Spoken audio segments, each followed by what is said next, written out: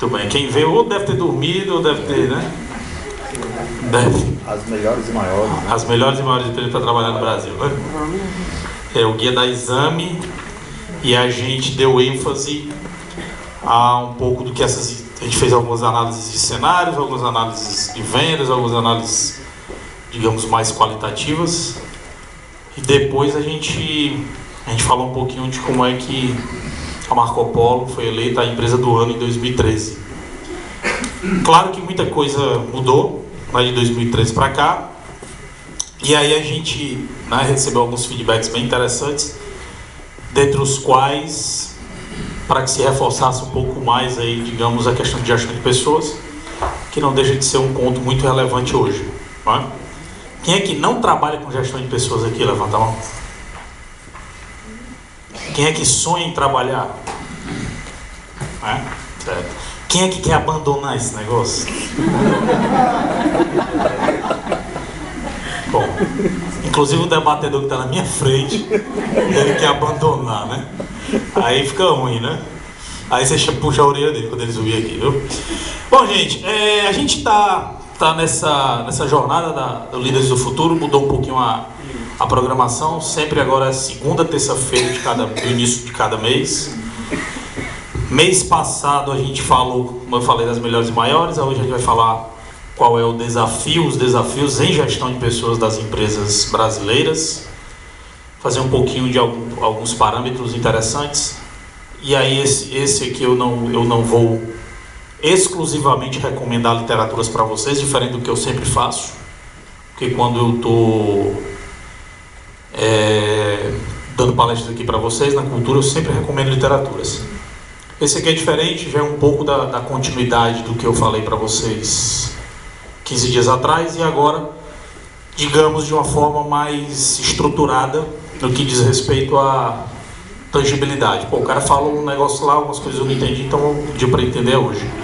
E ninguém melhor para explicar do que dois especialistas, um professor e consultor e outro gerente de recursos humanos de uma empresa que atua em planos de saúde, e ela vai se apresentar no momento oportuno aqui. Próximo encontro vai ser dia 9 de setembro, também a segunda terça-feira, e também nesse molde. Dia 9 de setembro eu vou apresentar o estudo de caso da Apple, né? O que é que a Apple fez? Eu fiz alguns estudos quando eu estive lá nos Estados Unidos no início do ano, peguei algumas informações, vou atualizar, claro. Em 10 meses aí muita coisa mudou, e aí eu vou falar da Apple, e convidar dois especialistas, podemos chamar assim, que atuam em marketing e em vendas, que tem atuação no mercado. E aí depois, sempre que for essas jornadas de debate, possivelmente não tem, né, exclusivamente literatura a ser recomendada. Mas tudo que a gente faz, pelo menos como na minha atuação como consultor, eu procuro me respaldar em literaturas, mas aqui o momento, essas duas próximas, a gente vai fundamentar mais em, digamos, no lado prático, no que diz respeito às empresas. Né? E aí, vamos falar para vocês, alguns não me conhecem. Quem é que está vindo aqui a primeira vez? Levanta a mão, por favor. Certo. O colega ali também, que já vai logo indo embora. Ele levantou e foi embora, mas tudo bem. Bom, para quem não me conhece, eu sou o Marcos Brau, minha atuação profissional, eu sou pedagogo de formação, sou formado também em marketing, tenho alguns MBAs pela FGV, aqui no Brasil, aqui em Fortaleza, especialista na UFC em gestão e estratégia empresarial, e tenho dois MBAs, um na Califórnia e outro em Chicago, na Califórnia Executivo, em Chicago Finanças e Políticas Públicas. E também MBA sênior da COPEAD, da Universidade Federal do Rio de Janeiro, e algumas experiências aí na China, Barcelona, estudando o modelo de gestão do Barcelona, fazendo algumas missões empresariais. E minha principal atuação, sou consultor, sou palestrante, sou facilitador de treinamentos também, trabalho com coach para executivos e CEOs, e tenho a minha atuação muito voltada na área de educação, principalmente a educação corporativa. Bom, de uma certa forma eu já me antecipei, esses são os principais serviços. O WhatsApp já mandou a mensagem dele para dizer que vocês curtam a nossa fanpage, nossa página, no Facebook, o pessoal diz assim, rapaz, o Facebook está mais atualizado que o site. Aí diz, rapaz, fazer o quê, né? O pessoal olha mais o Facebook, não é? Mas fiquem à vontade para compartilhar, curtir nossa fanpage. E sempre a gente está lá postando coisas interessantes. E a minha agenda, meus principais movimentos que eu faço,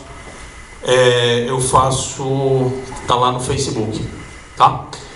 Bom, vamos ao que nos interessa.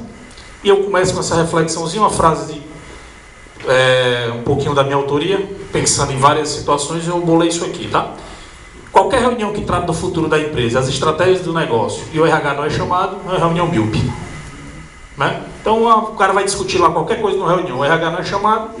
E é interessante você entender a posição do RH nas empresas. Às vezes o RH está mais na base, às vezes o RH está mais no meio, às vezes o RH está mais em cima. Isso não quer dizer que quando ele está na base ele é operação, isso não quer dizer que quando ele está no meio ele é tático, e não quer dizer que quando ele está em cima ele é estratégico. Tudo vai depender de como o dono pensa, né? Se o dono achar que o RH é para recrutar e selecionar, ele é para recrutar e selecionar. Se o dono achar que o RH é para treinar o povo, é para treinar o povo. Se o dono achar que o RH é para fazer terapia, vá ali para a sala do RH ali que o pessoal quer conversar com você, vá. As meninas querem conversar com você. Ele também faz, né? Se o dono achar que o RH é para demitir o povo, vai demitir também. Marcos, e aí? Se eu estou enquadrado nesse RH, ou você tem duas escolhas, ou pede para sair, ou chora, né? Então, Marcos, eu nem vou pedir para sair, nem vou chorar, então aceite, né? Mas é importante porque hoje, não necessariamente eu tenho uma estrutura fundamentada em recursos humanos que me dá uma vantagem competitiva. É muito mais você ter práticas humanas que te dão uma vantagem competitiva.